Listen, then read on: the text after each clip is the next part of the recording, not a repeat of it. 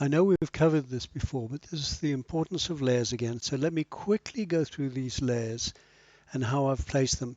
I think the template, each one of these processes or each stage needs to be put into its own layer, just so that we can control it better. You'll see that I've put the add-ons into one layer and the stick into another layer.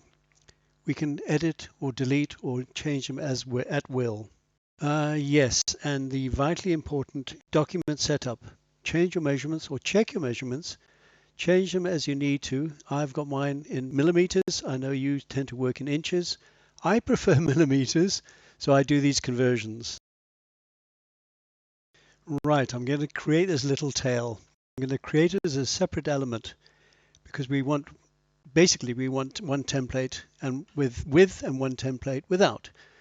So if I go into my document setups, you'll see that I've changed it from inches to millimeters. I know that most of your measurements are in inches, but I find it easier in millimeters, so I've done this conversion. Basically, I find it more accurate in millimeters. So this is the conversion that I've changed it to from inches to millimeters. And I'm going to create this little block again, this little tail. So if I choose this little rectangle tool, this little rectangle icon, a pop-up window will appear, and then of course, as usual, I can backspace and type in the actual measurements from my conversion. Obviously, a lot of this is a recap on previous videos, but let me go through the process again. Let me backspace and type in the actual measurements, or this fraction of an inch, which I've converted to millimeters, and this would be creating that same little tail. I'm just going to bring it down to show before I delete it. So this will be the tail. We want one of these with the tail and one of these without the tail. So because we want two of these, one with the tail, one without, I'm going to copy and paste right over, drag it to the right, and then probably manually place this little tail. We'll have to zoom in, I think, and then manually place it. So let me zoom in. I'm going to assume that this little tail has to be in the center of this circle.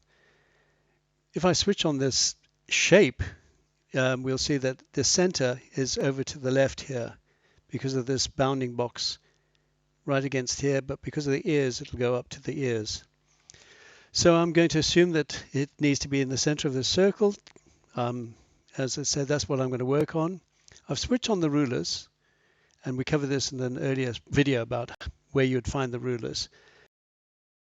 And I want to create a guide, and we covered this before, but I'm going to create a guide in here. But before I create the guide, let's undo that.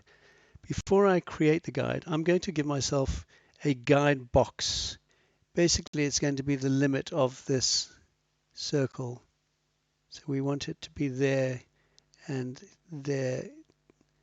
The finer it is, the better, and within reason. Let's just switch off the boxes so we can see. That's pretty accurate. It's quite accurate. Let's zoom out slightly.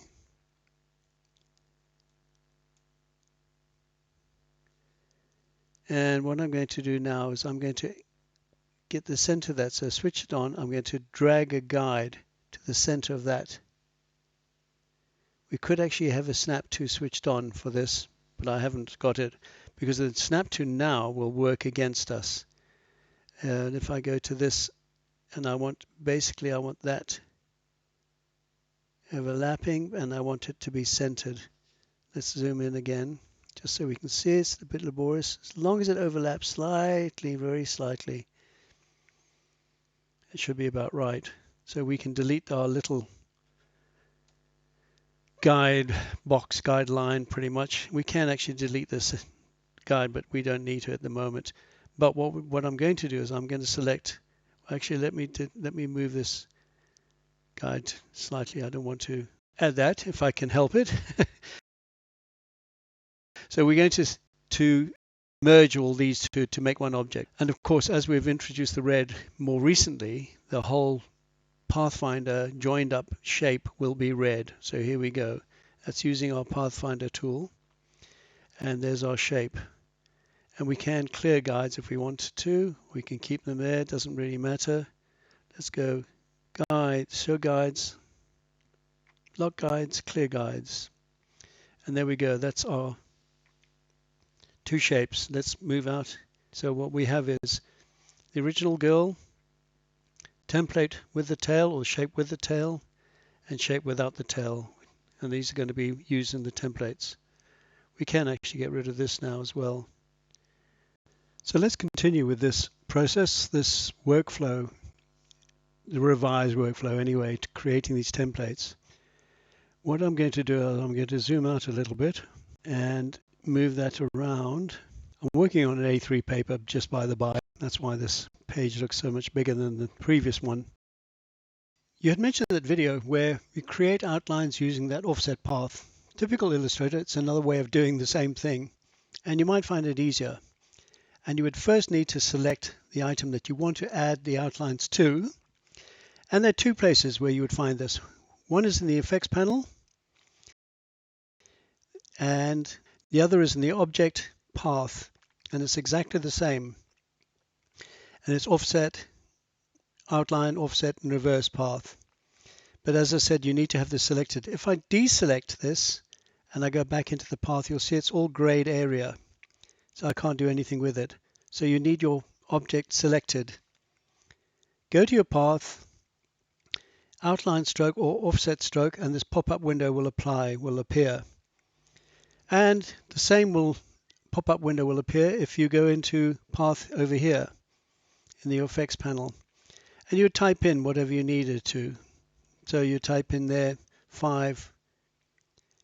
You can actually preview it, I think. Let's have a look, see if you can preview it first. Offset path. Yeah, you should be able to preview it. So let's go 10. Now we want to preview without it. Yeah, it's not really doing it. But anyway, so we're going to go to the next level. Create the outline at the level or at the point size that we want it to be. So let me undo this one. And let's go back. So you've shown me that the first acrylic wall or acrylic outline will be the width of this, the depth of that little tail. So I should have actually kept another tail, but I didn't. So let's create one. And we're in millimeters at the moment. So my conversion was this here. The tail is 1/8 inch wide by 1/4 inch height. The conversion was 3.175 by 6.35. And I think I might have already had that as my presetting. Yes, I have. Now we should have our little, there it is, our little tail. It's been recreated. And there's our tail again. So now what we need to do is we need to do an outline stroke with this one, but to the width of that. So the width is, or the height of it is 6.35. So I'm going to copy and paste this one. Copy, paste. Now we're going to go and outline. And I'm going to use my path, outline stroke or offset path. It's in millimeters, which I find more accurate because I can't do the 1.18 or 1/4 is easier. 6.35. So let's go 6.35. And let's change this one to this color. We'll just change it to any color basically. At the moment, there's a solid black, so we're going to knock one out of the other. So we select both, we go to the Pathfinder, and we simply do that. And there's our first outline. This is our first template. And I would suggest putting that onto a new layer, because those are all in the template. This now is, we can call it first outline. So let's create a new path, and we're going to call it first wall. And we're going to grab it and move it across, select it and put it into that. So now it should be in its own layer. And of course you can change the color. And there we go, that's our first wall, our first color.